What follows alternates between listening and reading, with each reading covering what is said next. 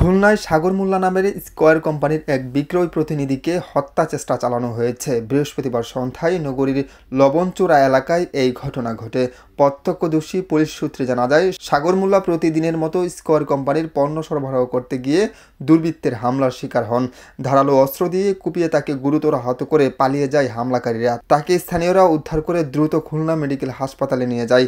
বর্তমানে তিনি সেখানে চিকিৎসাধীন রয়েছে। পুলিশ জানায়, ঘটনার কারণ এখনও স্পষ্ট নয়, তবে পূর্বশত্রুতার জেরে এই হামলা হতে পারে বলে প্রাথমিকভাবে ধারণা করা হয়েছে।